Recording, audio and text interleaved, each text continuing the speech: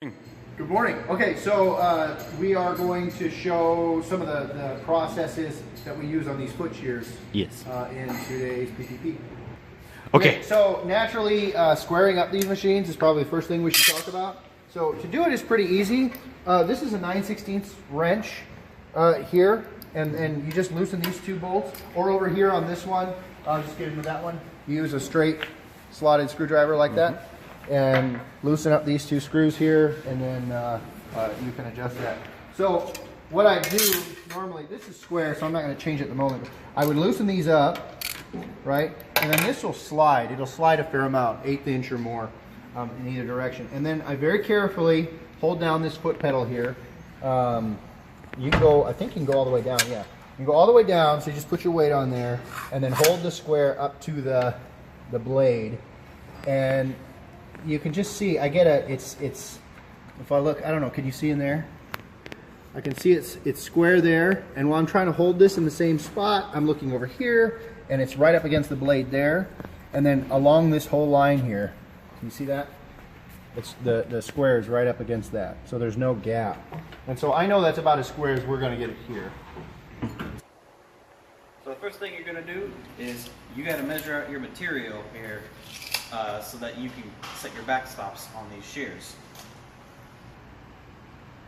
So you also, when you do this, you'll need a tape measure and a grease pencil, preferably blue. And then you'll simply measure out your cut. Sometimes it's easier if you actually have a straight edge. Or you burn an inch, right? You're burning an inch right there. Didn't focus, it's okay. This tape measure is not liking me today. And you mark your mark there. And I do not personally do this one because you can't measure where the blade. The reason for this mark is so that when you come over here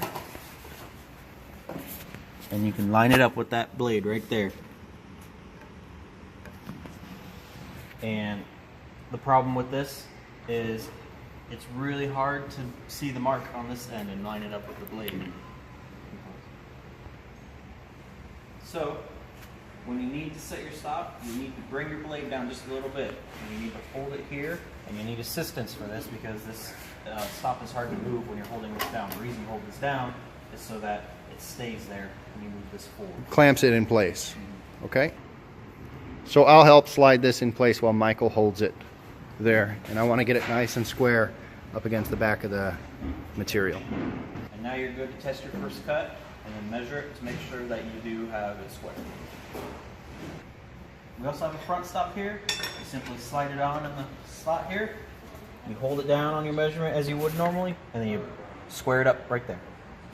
And then after you square it up? Down. Sweet. So both machines have a front stop and a back stop. Let's look at the back stop, which is a little bit different on the blue machine. So, like that one, you'll take your mark and you'll line it up with the blade. And you'll bring it down and you'll clamp it down. And these are nice because you can do them by yourself. You can pull that down to pull it forward and then squeeze this trigger little bits to bring it forward, and you just break it so it barely touches right there. And you be really gentle when you put this in. Don't press too hard because these will move. And then you just make your cut. So if you need to, you can use one of these clamps. If you're gentle with it, then you don't necessarily need to do that. But if you take one of these clamps and clamp it at the back there, this is always sitting over here, that'll help keep it from moving. But again, if you're just gentle with it, it should be good, right? We also have a second clamp here. This one's not as good as the first one, but it is useful. So you can get it even more square. And yeah. This machine also has a front stop like this one. You simply have 2 bolts and you put them in the slots, and then you measure it up and tighten it down. Troubleshooting techniques that we like to use is measure how square the material is. You can do this before and after the cut. You should. As you can see, I've got the corner on the nail slot there. I like to measure this out 20 3/16. And then if I go back to the other corner here and measure this out 20 3/16. That tells me what I need to know.